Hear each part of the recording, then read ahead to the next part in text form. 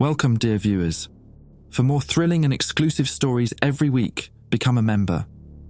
Now sit back, relax, and enjoy your coffee. The classified NASA briefing lasted exactly 14 minutes. 14 minutes to learn that humanity wasn't alone and that the massive entities breeding in Neptune's methane clouds had been watching us for decades. The official report would call them atmospheric anomalies. Those of us in the room knew better. I'm writing this from a Motel 6 in Barstow, California, 3 weeks after I walked out of the Goddard Space Flight Center for the last time. My name is David Kowalski, and until recently, I was a senior data analyst for the Hubble Space Telescope program. 23 years of service, a spotless record, and a security clearance that let me see things most people would call impossible. The coffee here tastes like burnt rubber, but it keeps me awake. Sleep brings dreams of those things floating in Neptune's atmosphere, their translucent bodies pulsing with bioluminescent patterns that seemed almost like communication. The dreams always end the same way, with them turning toward Earth. My hands shake as I type this, not from fear exactly, but from the amphetamines I've been taking to stay conscious. Sleep deprivation is preferable to the nightmares, and the nightmares are preferable to what happens when I stop taking the pills Dr. Fletcher gave me before I left Houston. 3 weeks ago, I thought I understood my job. Process telescope data, catalog stellar phenomena, contribute to humanity's understanding of the cosmos. Simple, clean, scientific. Then, the Hubble's advanced camera for surveys captured something in Neptune's upper atmosphere that made grown men weep in a Pentagon briefing room. The brass wanted to bury it. Standard procedure for anything that might cause public unrest. But some things are too big to bury, too important to classify into oblivion. The footage we captured wasn't just proof of extraterrestrial life. It was evidence of something so vast and organized that it rewrote everything we thought we knew about our place in the universe. I should have kept my mouth shut, should have signed the NDAs, taken the early retirement package, and pretended that the last 6 months of my career never happened. Instead, I started asking questions. Wrong questions. Questions that got my clearance revoked, my pension frozen, and my former colleagues treating me like I had radiation poisoning. The thing is, they gave me pills to help me forget. Little white capsules that were supposed to make the memories fade, make the classified footage seem like a distant dream. But pills work both ways, and I've been very careful about which ones I actually swallow. So here I am in this shithole motel with a laptop full of encrypted files and a story that no one wants to hear. The official version will say I had a breakdown, stress-induced psychosis, career burnout. They'll say I became obsessed with conspiracy theories and lost touch with reality. Maybe they're right about the last part. Reality isn't what I thought it was. The entities on Neptune aren't just alive, they're organized. And they've been sending signals toward Earth for longer than we've had the technology to detect them. I need to tell someone what really happened during those final months at Goddard. Someone needs to know why I can't sleep, why I keep checking the night sky, and why I'm terrified that we're running out of time. 6 months ago, I was debugging calibration errors in Hubble's Wide Field Camera 3 when Tommy Brennan called me into his office. Tommy had been my supervisor for 8 years. A straight shooter from Queens who treated government bureaucracy like a necessary evil and good science like a religion. "Dave, we've got something weird with the Neptune observations from last Tuesday," he said, not looking up from his monitor. "The atmospheric modeling software keeps throwing error codes." I grabbed my usual spot in the chair across from his desk, noting the empty coffee cups and scattered printouts that meant he'd been there all night. "What kind of errors?" "Mass distribution anomalies. The computer thinks there are solid objects floating in the methane clouds." He finally looked at me, and I could see the fatigue etched around his eyes. "Big objects, like really fucking big." Tommy never swore unless something was genuinely wrong. I wheeled my chair around to look at his screen, where false color images of Neptune's swirling atmosphere filled the display. At first glance, everything looked normal. The familiar bands of blue-green gas, the storm systems we'd been tracking for years. "Show me the problematic frames," I said. He clicked through a sequence of images, each taken 6 hours apart. Look at Sector 77 Alpha, about 40 degrees south of the equator. I squinted at the designated area. There, embedded within the methane clouds, were darker regions that seemed too structured, too uniform to be natural atmospheric phenomena. They appeared to have definite boundaries, almost like... Those look like shadows, I said. That's what I thought too, but shadows cast by what? There's nothing in Neptune's atmosphere that could create formations that large. I pulled up the spectral analysis data on my tablet, cross-referencing the wavelengths with known atmospheric compositions. The readings didn't make sense. In those darker regions, the methane signatures were different. Not absent, but altered somehow, as if something was processing the gas. Have you run this through the artifact detection protocols? I asked. First thing I tried. The software insists these aren't imaging artifacts or calibration drift. Tommy rubbed his forehead. Dave, some of these formations are over 200 kilometers across. If they're solid objects, they're bigger than most asteroids. Over the next 4 hours, we pulled every Neptune observation from the past 6 months, looking for similar anomalies. What we found made my mouth go dry. The formations weren't random. They appeared in sequential images, moved in coordinated patterns, and seemed to be growing larger over time. We need to escalate this, I said finally. Tommy nodded grimly. Already sent a preliminary report to Washington. They want a full briefing by Friday. The next 3 days blurred together. We worked 18-hour shifts, analyzing every pixel of Neptune data we could access.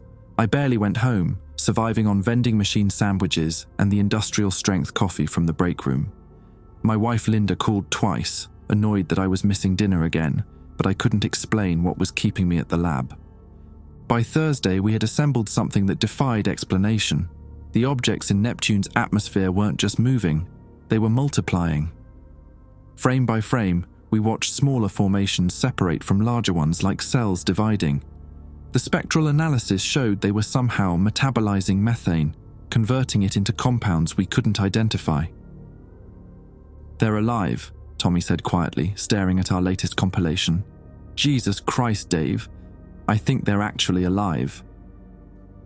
I wanted to disagree, but the evidence was undeniable. These weren't space debris or atmospheric storms.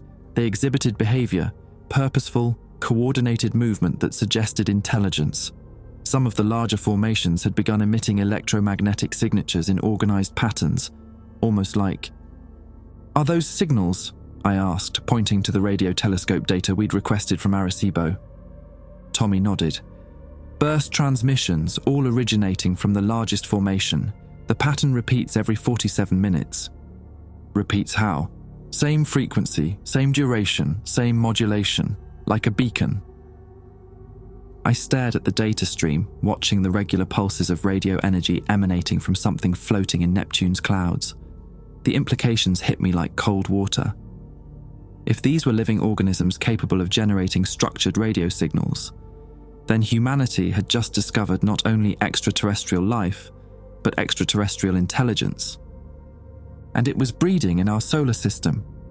The Friday briefing was scheduled for 0800 hours in Conference Room C. Tommy and I arrived early, setting up our presentation materials and running through our findings one final time. At exactly 8 o'clock, 3 men in expensive suits entered the room, followed by a woman I recognized as Dr. Patricia Hendricks from the Astrobiology Institute. "Gentlemen," said the tallest suit, "I'm Director Walsh from the Office of Planetary Defense. Let's see what you found." For the next 20 minutes, Tommy and I presented our analysis of the Neptune formations. We showed the growth patterns, the coordinated movement, the radio transmissions. The suits took notes, asked technical questions, and maintained poker faces that gave away nothing. When we finished, Director Walsh closed his notebook and looked directly at me. "Mr. Kowalski, what you've shown us today is classified at the highest levels. You and Mr. Brennan will sign comprehensive NDAs before leaving this room. Any discussion of these findings outside authorized channels will result in federal prosecution." "But sir," I said, "if these are actually living organisms, doesn't the scientific community have a right to—" "The scientific community," Walsh interrupted, "has a right to whatever information we determine serves the national interest. These atmospheric anomalies, require further study under controlled conditions, atmospheric anomalies. Even then, they were already crafting the cover story. The NDAs were 37 pages long.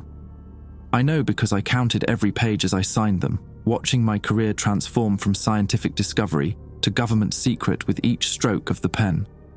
Tommy signed his copy without reading it, but I caught him staring at his hands afterward like they belonged to someone else. "What happens now?" I asked Director Walsh. "Now you continue your regular duties. The Neptune project is being transferred to a specialized team with appropriate clearances." He slid business cards across the table. "Dr. Fletcher here will be your primary contact for any follow-up questions." Dr. Fletcher was younger than I expected, maybe 40, with the kind of wire-rimmed glasses that made him look more like a college professor than whatever the hell he actually was. He smiled when he shook my hand, but his eyes remained cold and calculating. "I understand you gentlemen have been working long hours," Fletcher said. "I'd like to schedule some routine wellness checks, just to make sure the stress hasn't been affecting your health." "Wellness checks?" Tommy asked. "Standard procedure for personnel exposed to classified materials. Nothing invasive, just some basic cognitive assessments, blood work, that sort of thing." I didn't like the sound of that, but arguing with 3 federal agents seemed unwise. We agreed to report to Building 27 the following Monday for our assessments. The weekend felt surreal. I went through the motions of normal life, grocery shopping with Linda, watching college football, mowing the lawn. But my mind kept drifting back to those formations floating in Neptune's atmosphere. During commercial breaks, I found myself staring at the night sky, wondering if similar entities existed around other gas giants, other star systems.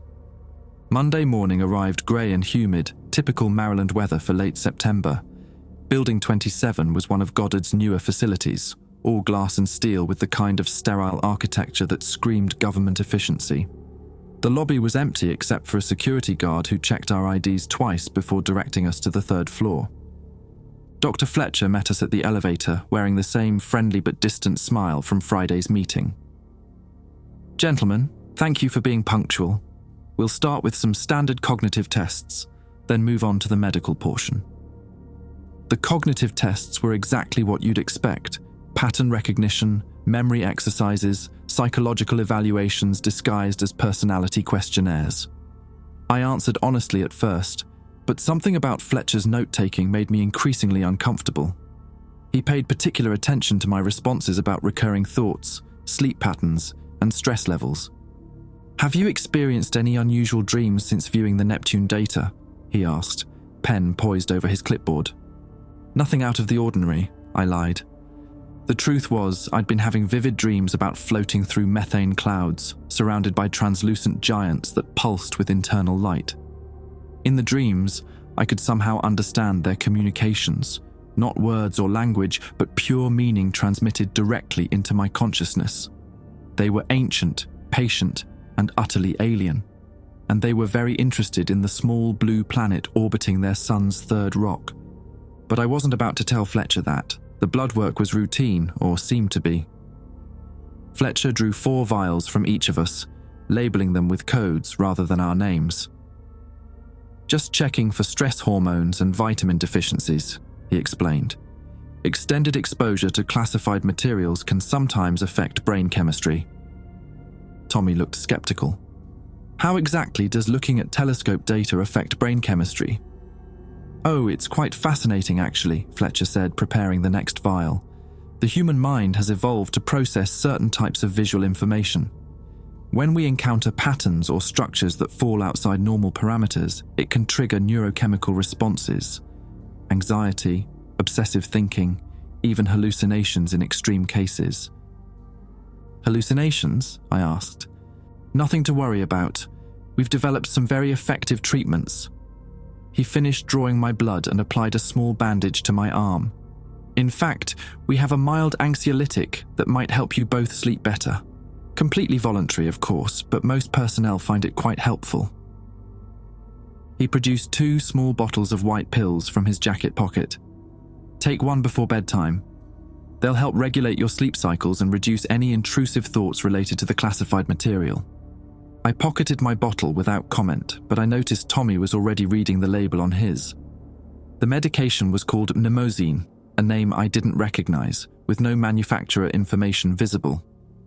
Over the next 2 weeks, my work routine returned to something approaching normal. The Neptune data had been moved to secure servers I couldn't access, and my assignments focused on routine stellar observations and equipment maintenance. Boring, familiar tasks that should have been comforting. Instead, I found myself increasingly agitated. The dreams were getting more frequent and more vivid. Sometimes I would wake up with the taste of methane in my mouth, or with the sensation that I was still floating through alien skies. Twice, Linda found me standing at the bedroom window at 3 a.m, staring at the stars. "Maybe you should take those pills Dr. Fletcher gave you," she suggested after the second incident. I'd been curious about the medication, so I took one of the white tablets to a pharmacist friend of mine, Jake Morrison, who ran a small shop in Greenbelt. Jake had helped me before with questions about prescription medications. Nothing illegal, just satisfying my curiosity about various chemical compounds. "This is interesting," Jake said, examining the pill under a magnifying glass. "The scoring and colour suggest it's probably a benzodiazepine variant, but I don't recognise the specific formulation. Where did you get this?" "Work-related medical evaluation. The doctor said it would help with stress." Jake frowned. "Dave, I've been a pharmacist for 22 years, and I've never seen pills distributed without proper labelling and patient information sheets. This mnemosine stuff, I can't find any reference to it in any pharmaceutical database." That night, I decided to test the pill's effects under controlled conditions. I took one tablet at exactly 10 p.m, then monitored my responses in a notebook I kept by the bedside. The effects were subtle at first, a gradual relaxation similar to low-dose diazepam. But as the medication took hold, something unexpected happened. The dreams stopped completely.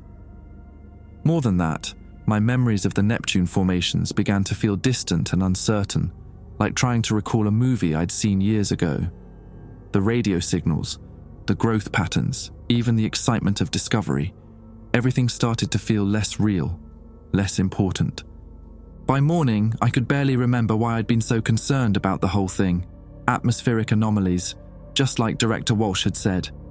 Interesting from a scientific perspective, but hardly earth-shattering. I almost took another pill that night. Almost. Instead, I flushed the remaining tablets down the toilet and called in sick to work. Something was very wrong with Mnemosine, and I suspected it was doing exactly what it was designed to do, making inconvenient memories fade away. Tommy wasn't answering his phone. When I drove by his house, his wife Patricia told me he'd been working late every night for the past week, coming home exhausted and disoriented. "He keeps taking these pills Dr. Fletcher gave him," she said. "They help him sleep, but during the day he seems different, like he's forgotten something important." That afternoon, I tried to access the Neptune files through the secure server, but my credentials had been revoked. When I asked my replacement, a young analyst named Kevin Hartley, about the project status, he looked at me blankly. "Neptune project? I don't show any active observations of Neptune in our current queue.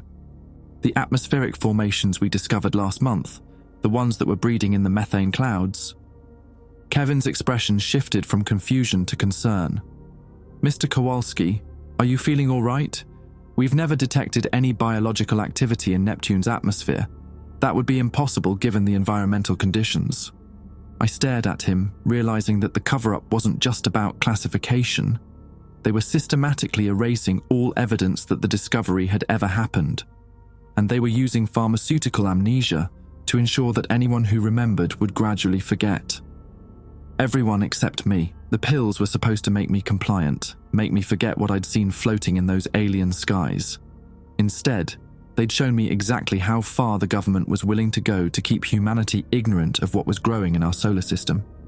That night, I started copying files. Copying classified files turned out to be harder than I expected.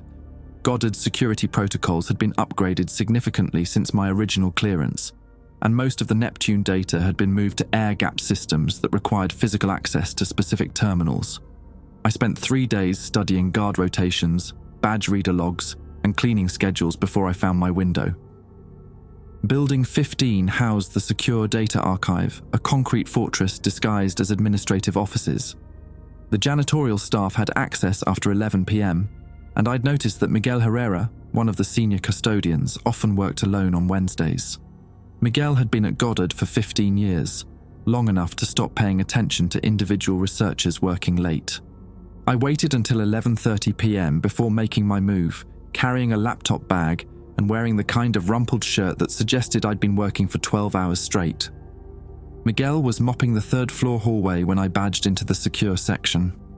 "Evening, Miguel. Just need to grab some files before tomorrow's meeting." He nodded without interest, continuing his methodical progress down the corridor. The archive terminals were located in room 315, a windowless space filled with workstations connected to the classified servers. I had maybe 20 minutes before Miguel finished his rounds and moved to the next building. The terminal accepted my badge, but when I tried to access the Neptune files, the system prompted for additional authentication. Biometric scan required. I pressed my thumb to the reader, hoping my access hadn't been completely revoked. Access granted, David Kowalski, clearance level restricted. My heart hammered as I navigated through the directory structure, looking for anything related to our discovery. Most of the original files had been moved or deleted, but I found archived copies in a backup folder labeled Atmospheric Survey 092423. The data was all there. Every image, every spectral analysis, every measurement that proved those entities were alive and multiplying in Neptune's clouds. I started the download to my encrypted USB drive, watching the progress bar crawl forward with agonizing slowness. 12% complete. I heard footsteps in the hallway outside. Miguel's cart squeaked as he moved from room to room, getting closer to my location. The download couldn't be interrupted. Corrupted files would be useless as evidence. 26% complete. The footsteps stopped directly outside room 315. I could see shadows moving under the door crack as Miguel prepared to enter. I minimized the download window and pulled up a generic stellar observation report, trying to look busy with routine work. The door opened. "Oh, sorry, Dr. Kowalski, didn't know anyone was still here." "No problem, Miguel, just finishing up some calculations." I gestured at the screen showing star charts. "Take your time." He emptied the trash can and wiped down the unused workstations while I pretended to analyze data. The download progress bar was hidden behind my legitimate work, but I could see it in the taskbar, 41% complete. Miguel worked efficiently, but thorough cleaning took time. "You've been working late a lot recently," he observed, spraying disinfectant on the desk surfaces. "Big project, you know how it is." "My wife keeps telling me I work too much, says I'm going to die at my desk one day." Miguel chuckled. "Maybe she's right." 57% complete. "Miguel, can I ask you something?" I said, hoping to distract him from any computer noises. "You've been here a long time. Ever notice anything unusual? Things that don't make it into the official reports?" He paused in his cleaning, considering the question. "You mean like weird experiments? Secret projects?" "Something like that." Miguel glanced toward the door, then moved closer to my workstation. Few months ago, I was cleaning Building 27 late one night. Heard voices from one of the conference rooms. Wasn't supposed to be anyone there after hours, but I figured maybe some researchers were pulling an all-nighter. 73% complete. "What did you hear?" Man's voice sounded upset. Kept saying something about containment protocols and population growth rates.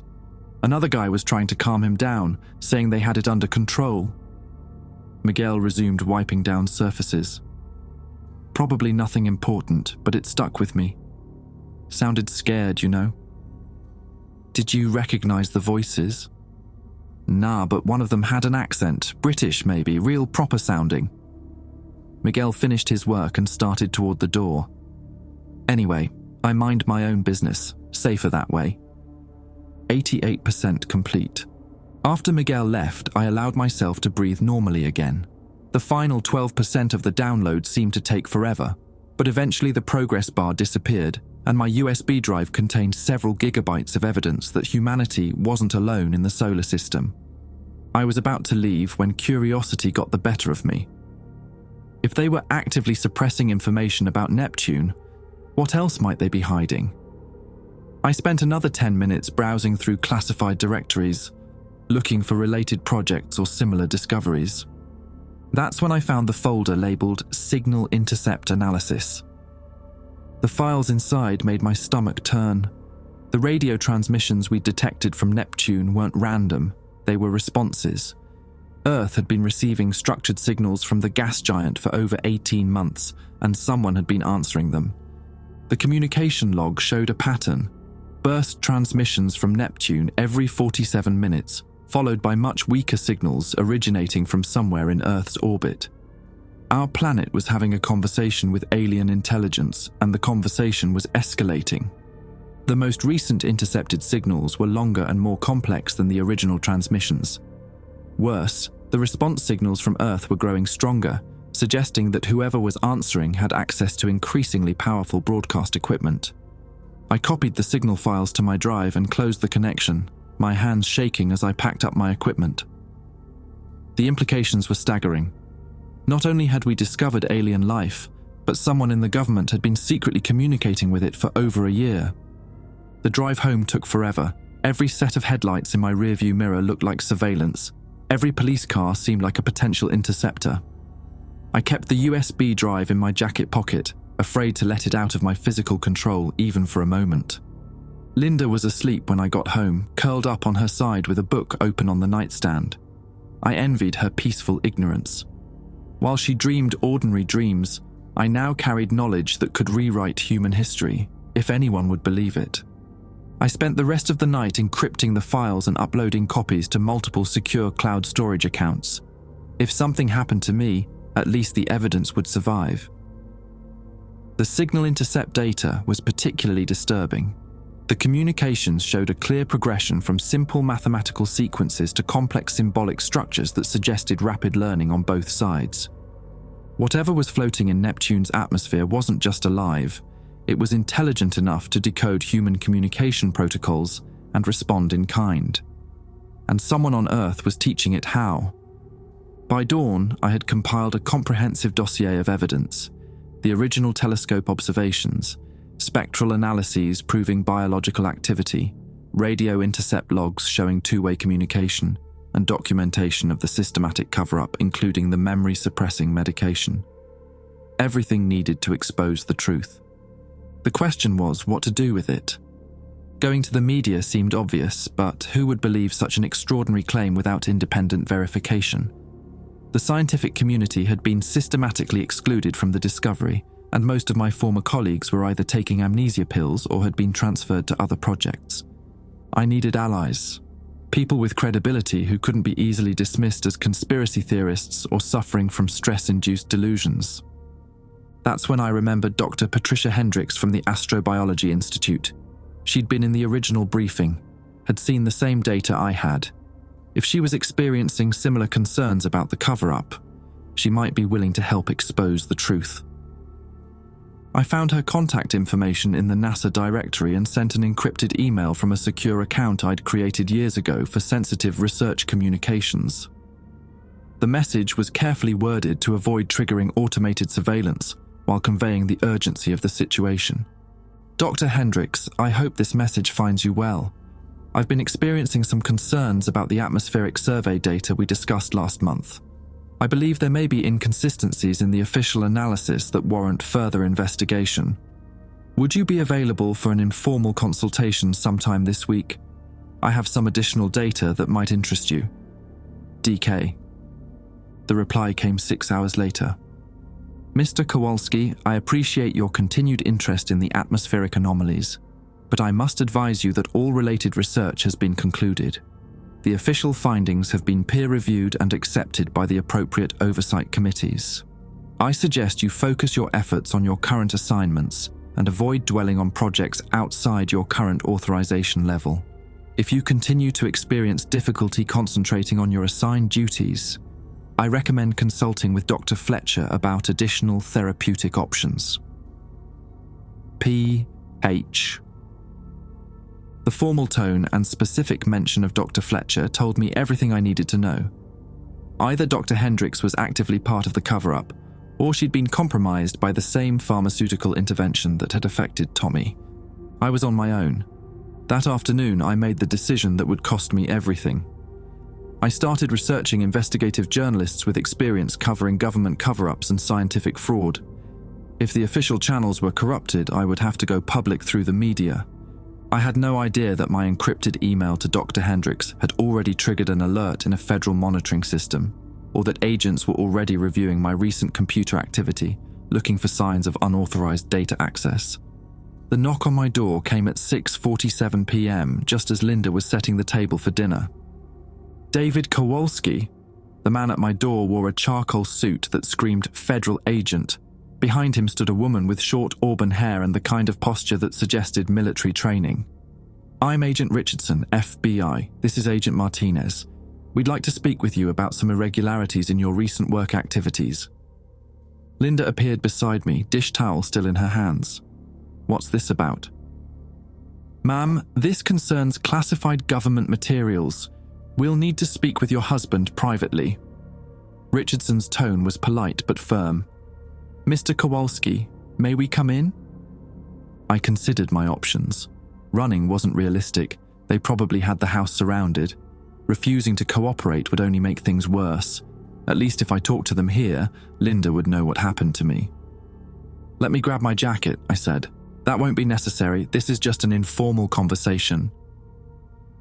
Richardson and Martinez followed me into the living room while Linda hovered anxiously in the doorway. The agents sat on the couch, notepads ready, like they were conducting a routine interview rather than investigating federal crimes. "Mr. Kowalski, our records show that you accessed classified materials in Building 15 last night around 11:45 p.m., Richardson began. "Can you explain the nature of that access?" "I was reviewing stellar observation data for a project deadline." "Which project specifically?" I named a legitimate assignment I'd been working on earlier that week. Richardson made notes while Martinez studied my face, looking for tells that might indicate deception. "Our system logs show that you downloaded approximately 4 gigabytes of data during that session," Martinez said. "That seems excessive for routine stellar observations." Shit. They had detailed records of my computer activity. I tried to keep my expression neutral while my mind raced through potential explanations. The files included raw image data from multiple telescope arrays. High-resolution imagery requires significant storage space. Richardson nodded as if that made perfect sense. "Of course, and where is that data currently stored?" "On my work laptop. I needed to run some analysis algorithms that aren't available on the secure terminals." "We'll need to examine that laptop, naturally. Standard procedure for security reviews." I realized they were being deliberately casual, trying to get me to volunteer information and evidence. If they'd had enough to arrest me, they would have done it already. They were fishing, hoping I'd panic and confess. "I'd prefer to have my attorney present if we're discussing potential security violations," I said. The temperature in the room seemed to drop several degrees. Martinez closed her notepad and exchanged a look with Richardson that conveyed volumes of unspoken communication. "Mr. Kowalski, I think there may be some misunderstanding here," Richardson said, his tone shifting to something more conciliatory. "We're not investigating security violations. We're concerned about your well-being." "My well-being?" "Dr. Fletcher has expressed some concerns about your mental state following exposure to certain classified materials. Apparently you've been experiencing sleep disturbances, anxiety, possibly some confusion about the nature of your work assignments." Martinez picked up the thread smoothly. "We've seen this before with personnel who work on sensitive projects. The stress can manifest in various ways: paranoia, difficulty distinguishing between classified information and speculation, even false memories." "False memories?" "It's more common than you might think. The mind sometimes fills in gaps with imagined details, especially when dealing with incomplete or ambiguous data. Dr. Fletcher mentioned that you've been asking colleagues about projects that don't actually exist. They were gaslighting me, trying to make me question my own recollections. The technique was sophisticated, mixing genuine concern with subtle suggestions that my memories were unreliable." "I know what I saw in those Neptune observations," I said. Richardson leaned forward sympathetically. "David, may I call you David? I understand you believe you saw something unusual. But according to our records, the Neptune atmospheric survey concluded 6 months ago with routine findings. No biological activity, no unusual formations, just standard gas giant meteorology. That's impossible. Tommy Brennan and I spent weeks analysing the data. We documented clear evidence of Mr. Brennan has been receiving treatment for work-related stress, Martinez interrupted gently. He's been struggling with similar confusion about his recent assignments. It's nothing to be ashamed of. The human mind isn't designed to process certain types of information. I stared at them, understanding the full scope of what I was facing. They weren't just covering up the discovery. They were systematically convincing everyone involved that the discovery had never happened. Tommy wasn't just forgetting, he was being actively programmed to believe his memories were false. Dr. Fletcher has developed some very effective therapies for this type of occupational stress, Richardson continued. A combination of counseling and mild pharmaceutical intervention. Most personnel report significant improvement within a few weeks. You want to drug me? We want to help you distinguish between reality and stress-induced speculation. The medication simply helps regulate brain chemistry, making it easier to focus on factual information rather than embellishments. Martinez pulled a small bottle from her purse. These are the same pills Dr. Fletcher provided earlier. We understand you haven't been taking them regularly. The white tablets looked innocent enough, but I now knew they were designed to erase inconvenient memories and make me compliant with the official narrative. Once I started taking them regularly, I would gradually forget everything I'd seen, everything I'd discovered, until I became just another government employee with a story about atmospheric anomalies. What if I refuse? Richardson's expression hardened slightly. David, you signed comprehensive NDAs, acknowledging that unauthorized disclosure of classified information carries severe criminal penalties. We're offering you an alternative to prosecution, medical treatment for work-related stress. And if the treatment doesn't work? It always works, Martinez said with disturbing confidence. Dr. Fletcher has a perfect success rate with personnel experiencing similar difficulties. I thought about Tommy coming home exhausted and disoriented, gradually forgetting why he'd been excited about our discovery. I thought about Dr. Hendrick's formal email dismissing the entire project as concluded. How many other researchers had received similar treatment over the years? I need time to consider my options. Of course, Richardson said, standing up. But David, I want you to understand something. The information you think you discovered, it's not what you believe it to be. Your mind has constructed an elaborate narrative around routine atmospheric data. The longer you cling to these false memories, the more difficult recovery becomes. They left their business cards on the coffee table and showed themselves out. Linda rushed into the living room as soon as the door closed, her face pale with worry. What the hell was that about? I pulled her close, breathing in the familiar scent of her shampoo while I tried to figure out how to explain without sounding completely insane. There's something happening at work, something they want me to forget. Forget what? Before I could answer, my phone buzzed with a text message from an unknown number. The pills aren't optional. Take them tonight, or we'll make other arrangements. Dr. F. I showed Linda the message. Her hands trembled as she read it. David, what have you gotten involved in? Something bigger than I understood. Linda, I need you to listen carefully. If something happens to me, if I start acting different, if I seem confused about my work, I want you to remember this conversation. Remember that I found something important, something they're trying to erase. You're scaring me. I'm scared too, but I can't let them make me forget. Whatever those things are floating in Neptune's atmosphere, people have a right to know about them. That night, Linda and I made love with desperate intensity, clinging to each other like survivors of a shipwreck. Afterward, she fell asleep in my arms while I stared at the ceiling, knowing it might be the last night I spent as myself. The pills sat on the nightstand where I'd left them, small white harbingers of chemical amnesia. Dr. Fletcher's text message had made it clear that taking them wasn't really a choice. It was just a question of whether I would comply voluntarily or be forced. At 3 a.m., I got up and walked to my computer. If they were going to erase my memories, I needed to leave myself a trail of breadcrumbs.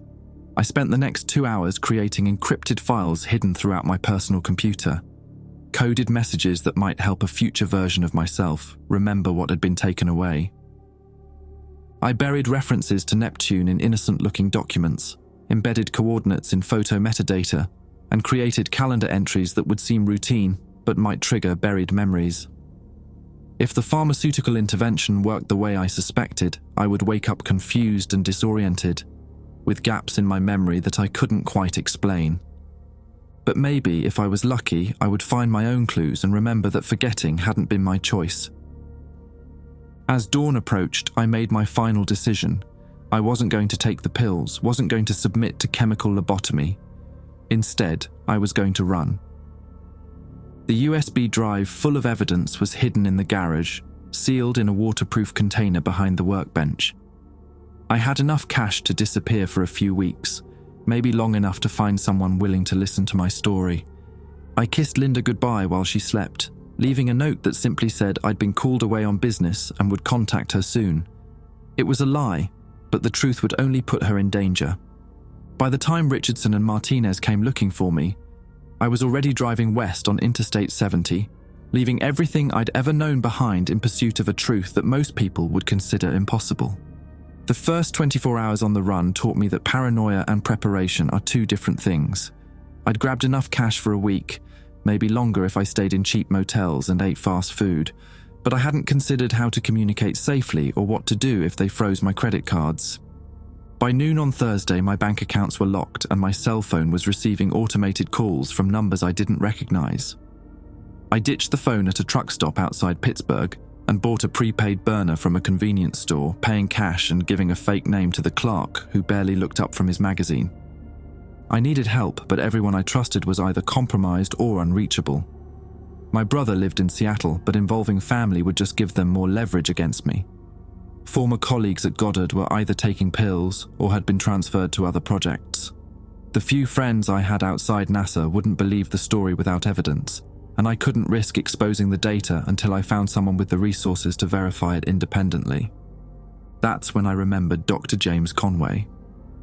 Conway had been my thesis advisor at Johns Hopkins, back when I was naive enough to believe that scientific truth would always prevail over political convenience.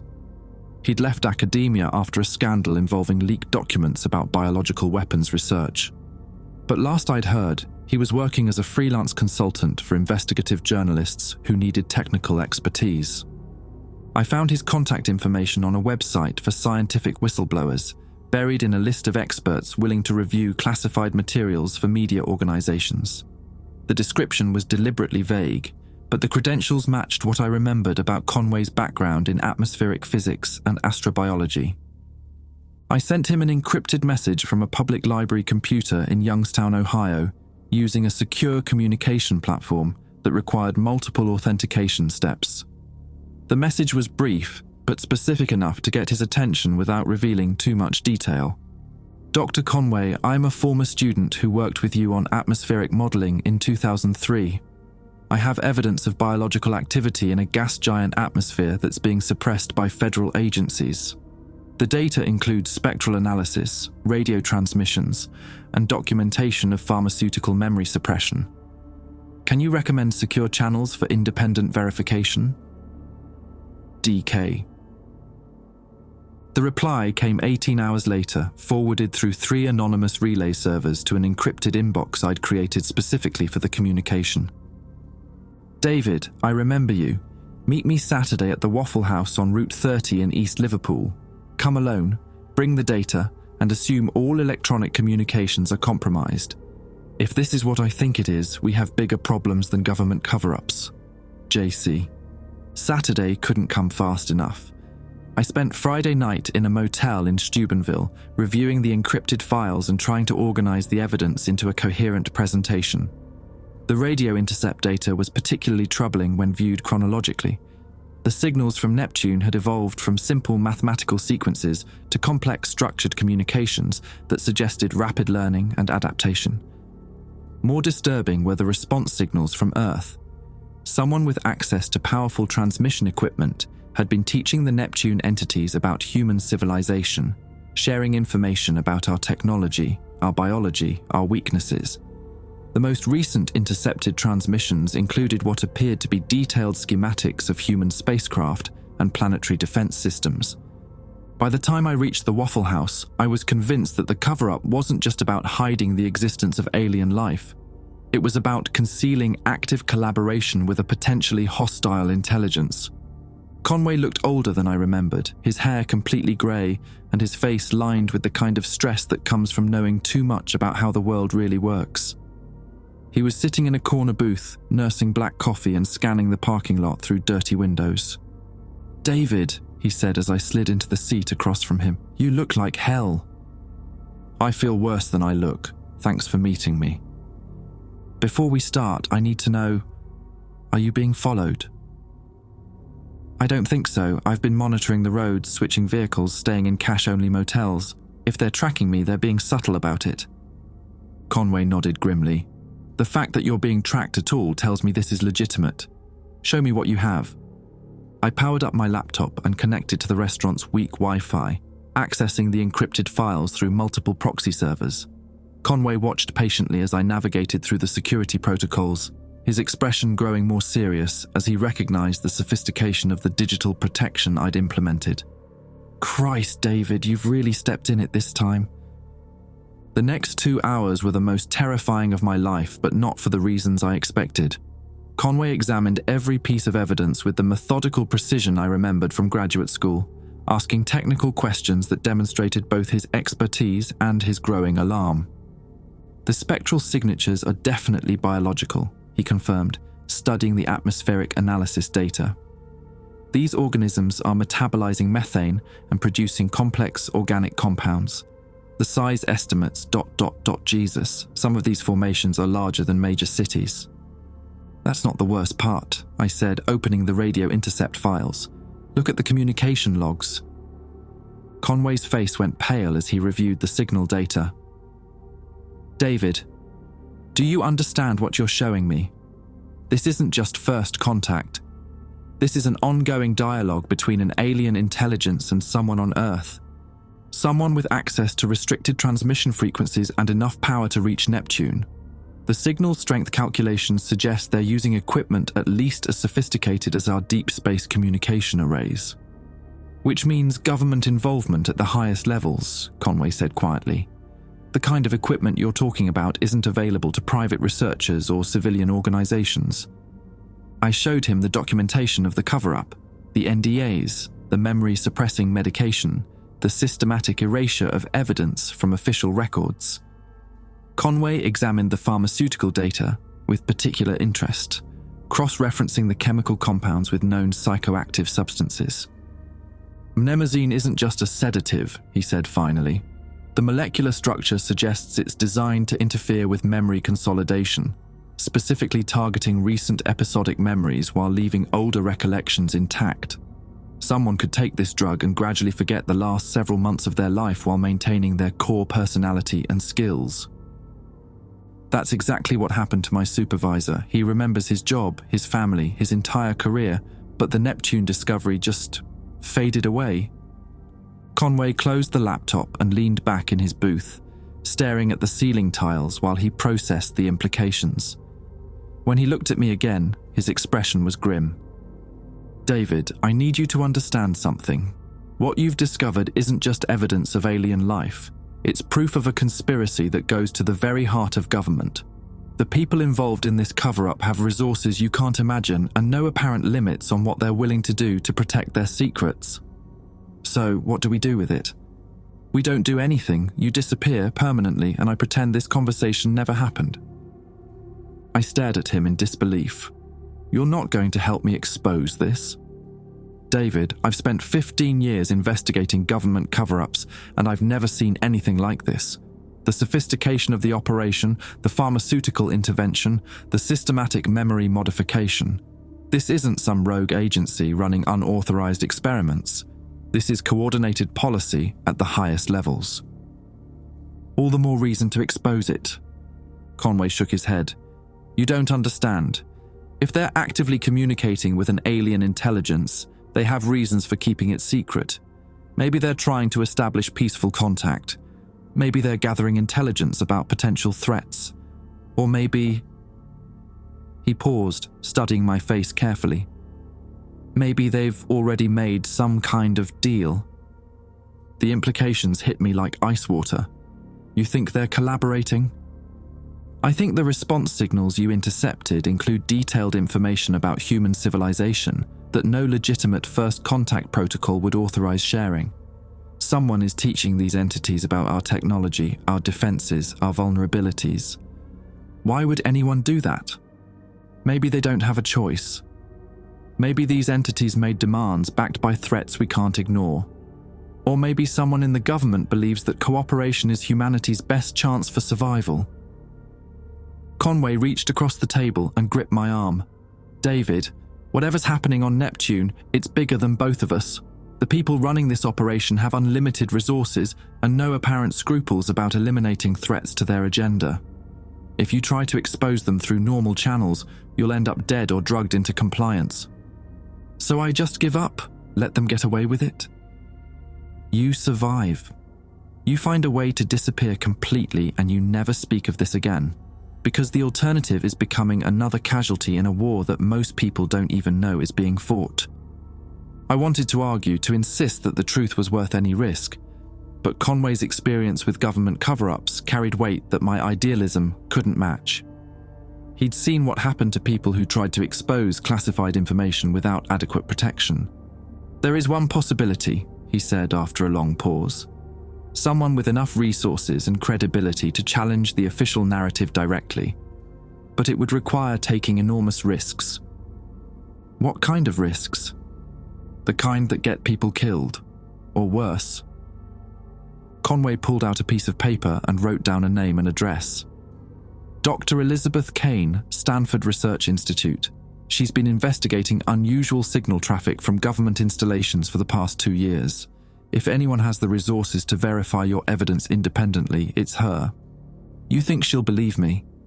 I think she already suspects something like this is happening.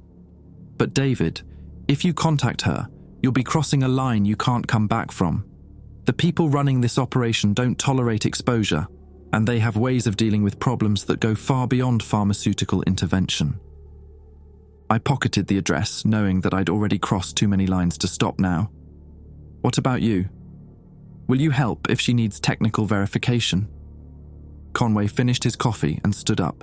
David, after today, I never saw you, and we never had this conversation. Whatever you decide to do next, you're on your own. He left money on the table and walked out without looking back, disappearing into the parking lot like a ghost from my past. I sat alone in the booth for another 20 minutes, staring at Dr. Cain's address and trying to summon the courage to make contact with yet another stranger who might not believe my impossible story. Outside, storm clouds were gathering in the west, and I couldn't shake the feeling that something fundamental was about to change. The evidence I carried could expose the greatest cover-up in human history, but Conway's warnings echoed in my mind. Some truths were too dangerous to reveal, too explosive to survive in the light of day. As I walked to my rental car, I noticed a black sedan with tinted windows parked at the far end of the lot. It hadn't been there when I arrived, and something about its positioning suggested surveillance rather than casual dining. They'd found me.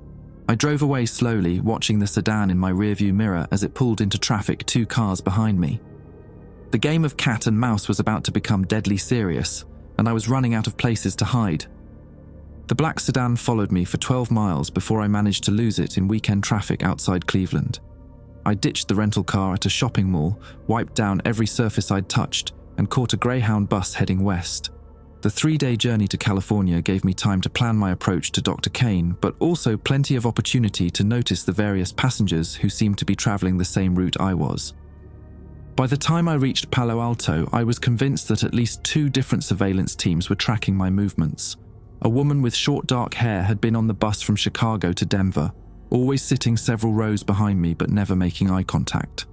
A man in a Cardinals baseball cap had appeared in Sacramento and followed me to the Stanford campus, maintaining careful distance while pretending to be a tourist. I waited until evening to approach the Stanford Research Institute, using campus maps to identify multiple entry and exit routes. Dr. Cain's office was in the Artificial Intelligence Laboratory, a modern building that stayed active well past normal business hours. Graduate students and researchers moved through the hallways with the focused intensity of people working on problems that kept them awake at night. Her office was on the 4th floor, door slightly ajar with light spilling into the corridor. I knocked gently and heard a distracted, "Come in," from someone who clearly wasn't expecting visitors. Dr. Elizabeth Cain looked younger than I'd expected, maybe mid-40s, with prematurely grey hair pulled back in a ponytail and the kind of wire-rimmed glasses that suggested too many hours staring at computer screens. Her office was cluttered with equipment I didn't recognize: multiple monitors, signal analysis hardware, and what appeared to be a homemade radio telescope array jury-rigged from commercial components. "Dr. Cain." "I'm David Kowalski. Dr. Conway suggested I contact you about some unusual signal traffic." She looked up from her work, studying my face with the careful attention of someone accustomed to evaluating credibility. "Jim Conway sent you." "How is the old bastard?" "Paranoid and careful. He said you might be interested in evidence of government communication with non-terrestrial intelligence." Cain saved her work and gestured to a chair beside her desk. "Close the door, would you? And check the hallway first. Make sure we're alone." I did as she asked, noting that she had multiple locks on her office door and what appeared to be electronic countermeasures equipment humming quietly in the corner. The woman was clearly accustomed to discussing sensitive information in potentially hostile environments. "Before we go any further," she said, "I need you to understand that this conversation is being recorded and encrypted. If you're wearing any kind of transmitting device, my equipment will detect it, and this meeting ends immediately." A bank of LEDs on her monitoring equipment remained green as she scanned me for electronic signatures. Satisfied that I wasn't broadcasting our conversation, she leaned back in her chair and fixed me with an intense stare. "Tell me about these signals." I spent the next hour walking her through my evidence, starting with the Neptune atmospheric observations and progressing through the radio intercepts to the systematic cover-up. Cain listened without interruption, occasionally making notes or pulling up reference materials on her computer. When I showed her the spectral analysis data proving biological activity, she whistled softly. "I've been tracking unusual transmission patterns from government installations for 2 years," she said finally. "Deep space communication arrays operating outside their normal parameters, encrypted signals on frequencies reserved for interplanetary research, power consumption levels that suggest someone is broadcasting to targets well beyond the asteroid belt." "You think they're communicating with Neptune?" "I think they're communicating with something that requires enormous amounts of power to reach. The signal strength calculations match what you'd need for reliable transmission to the outer planets." She pulled up a series of charts showing power consumption at various NASA facilities. "Look at these spikes. They occur every 47 minutes, just like the transmission intervals in your data." The correlation was undeniable. While I'd been analyzing the signals received from Neptune, Cain had been documenting the Earth-based transmissions sent in response. Together, our evidence painted a complete picture of sustained two-way communication between human authorities and alien intelligence. "There's something else," Cain said, accessing a secure folder on her computer. 3 weeks ago, I intercepted part of a transmission sequence that included what appeared to be technical specifications, engineering diagrams, chemical formulas, mathematical proofs, the kind of information you'd share with someone you were trying to educate. She showed me decoded fragments of the intercepted data, and my stomach twisted with recognition. The technical specifications were for human spacecraft propulsion systems, atmospheric entry vehicles, and orbital defense platforms. Someone was providing detailed information about Earth's space capabilities to entities that had no legitimate need for such knowledge. "Who has access to this kind of classified information?" I asked. "That's the million-dollar question. The transmission sources are government installations, but the level of technical detail suggests involvement at the highest levels of military and space research. This isn't some rogue scientist making unauthorized contact. This is coordinated policy." Cain opened another file, this one containing what appeared to be intercepts of human voice communications. The audio was distorted and fragmented, but certain phrases were clearly audible. Expansion parameters, atmospheric seeding, population control measures, and most chilling, timeline acceleration. These were picked up during gaps in the encrypted transmissions, she explained. Background chatter from whoever's coordinating the communication sessions. The terminology suggests they're not just sharing information, they're collaborating on some kind of project. What kind of project would require atmospheric seeding and population control measures? Cain's expression grew dark. The kind that involves preparing Earth for new inhabitants. The implications hit me like a physical blow.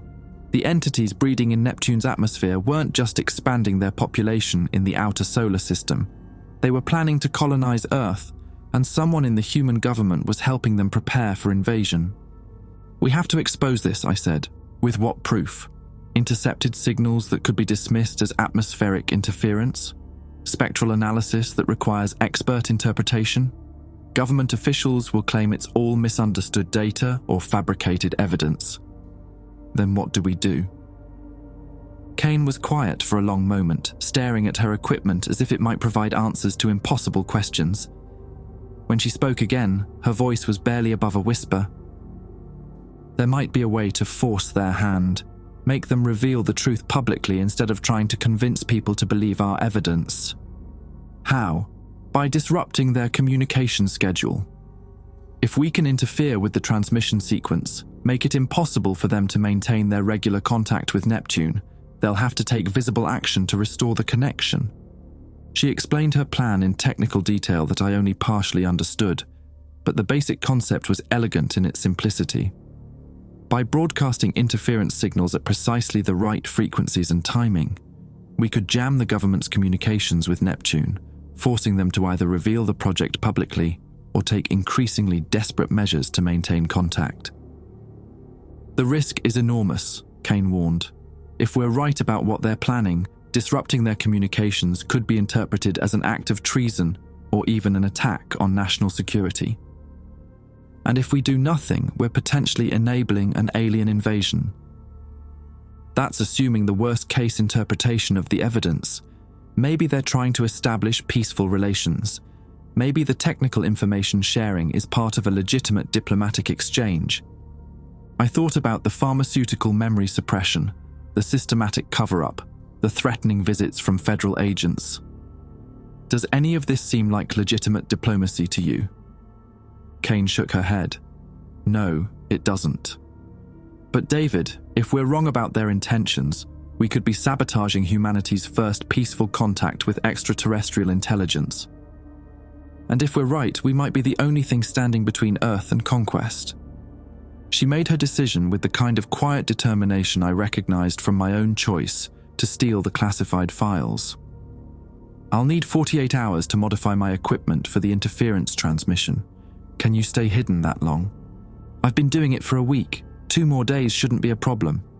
Don't be too confident. If they've been tracking you this far, they know you're in the area. And if Dr. Conway is right about the resources they have available, staying hidden is going to get much harder. As if summoned by her words, both our phones chimed simultaneously with incoming text messages. Mine was from an unknown number. Dr. Kowalski, you have 24 hours to surrender the classified materials and report for medical evaluation.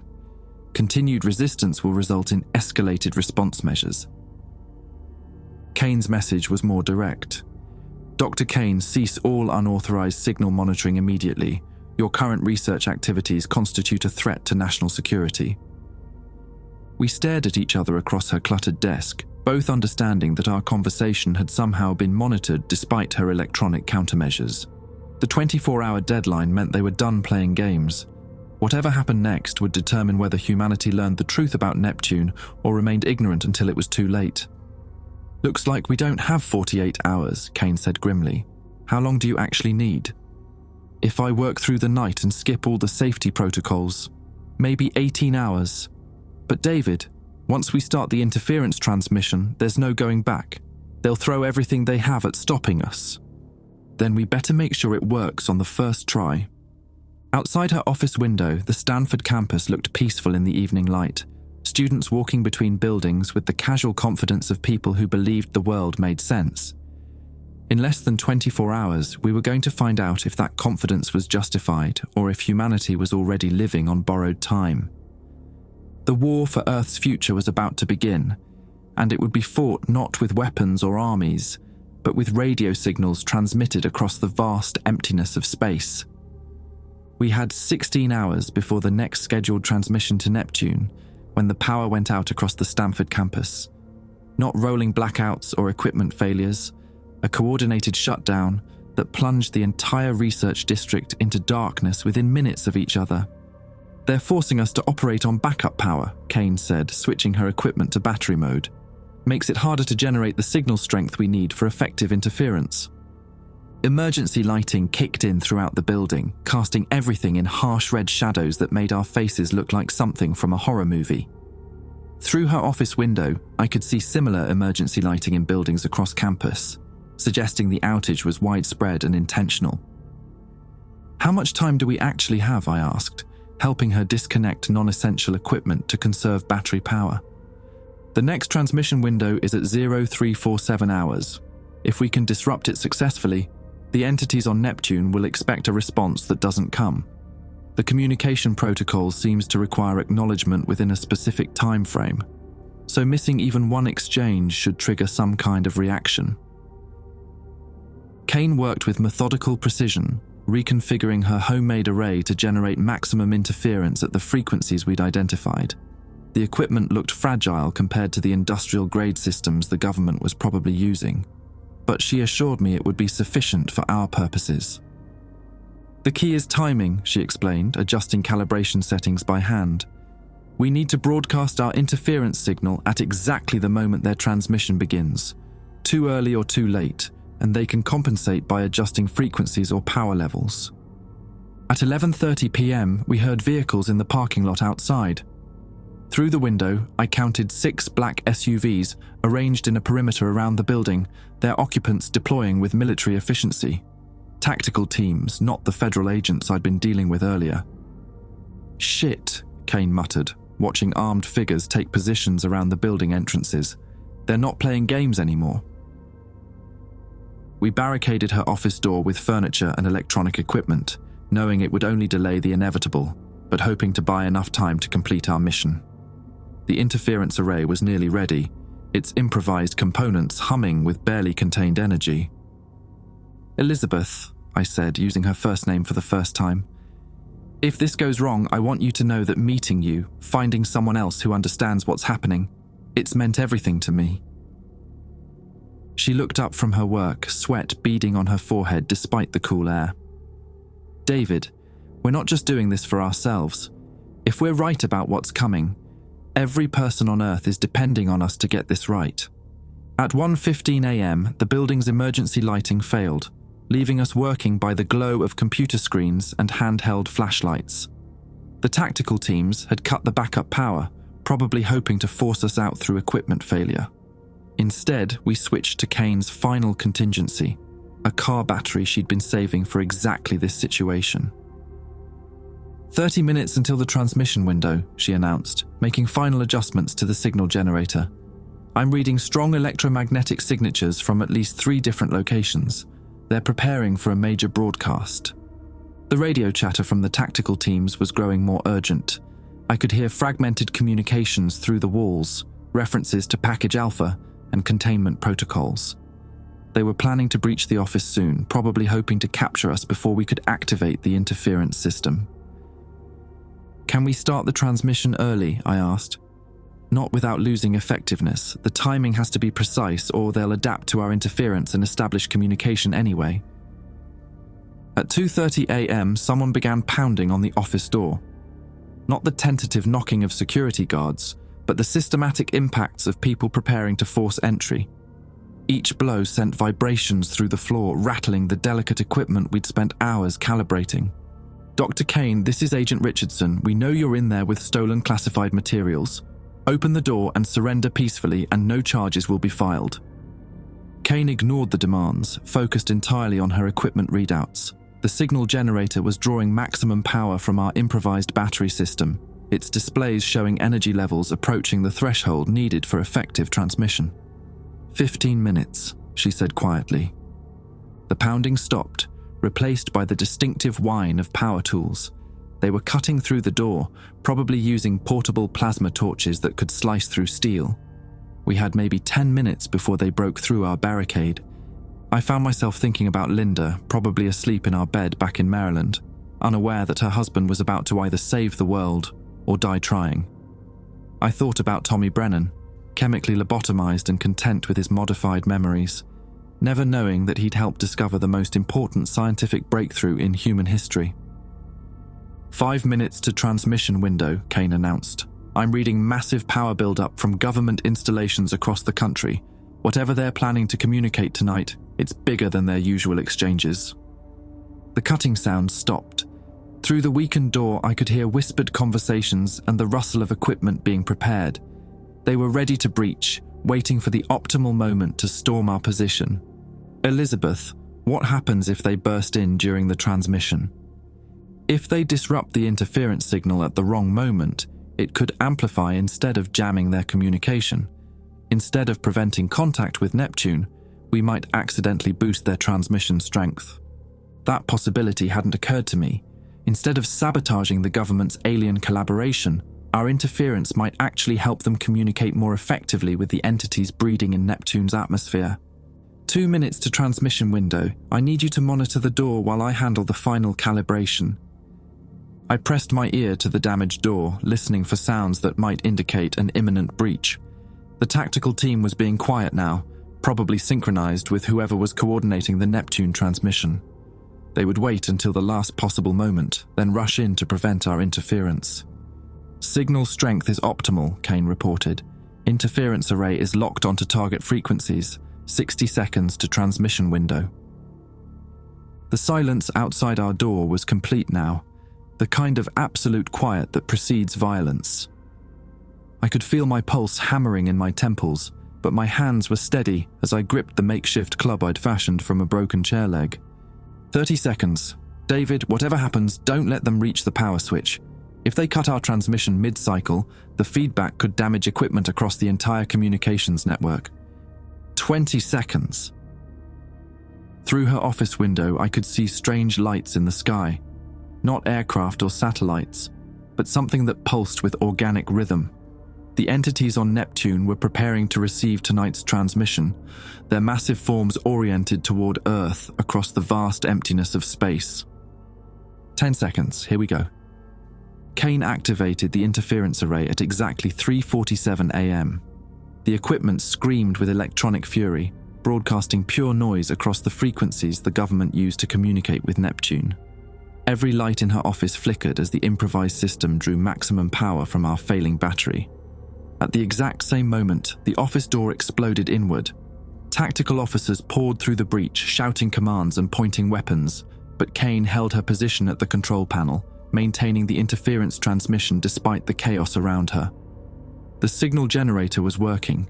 I could see the disruption patterns on her monitoring equipment, waves of electronic noise drowning out whatever the government was trying to broadcast. "Shut it down!" Richardson screamed, pushing past his tactical team to reach Cain's equipment. "Too late," she said calmly, her hands steady on the controls despite the weapons pointed at her head. "The transmission window is corrupted. Neptune isn't receiving tonight's communication." Richardson grabbed the power cable, ready to yank it from the wall, but stopped when he saw the feedback warnings flashing on Cain's screens. Cutting power during active transmission could overload equipment across the entire communications network, potentially damaging systems they couldn't afford to lose. For 47 minutes, we maintained the interference signal while tactical officers held us at gunpoint.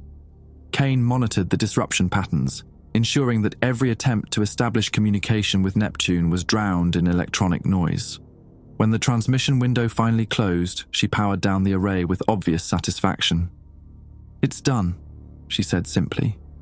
Richardson was already on his radio, coordinating with whoever was running the communication operation. The fragments I could hear suggested panic at the highest levels, references to broken protocols and missed confirmations and timeline disruption.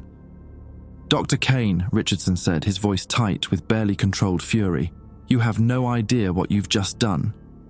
I've prevented you from collaborating with an alien intelligence that's planning to colonize Earth," she replied. "If that disrupts your timeline, good.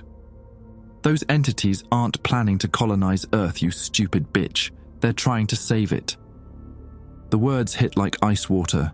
Richardson realized he'd said too much, but the damage was done. The government wasn't collaborating with an invasion force. They were working with entities that claimed to be trying to prevent some kind of catastrophe. "Save it from what?" I demanded. Richardson looked at his watch, calculating something that seemed to terrify him.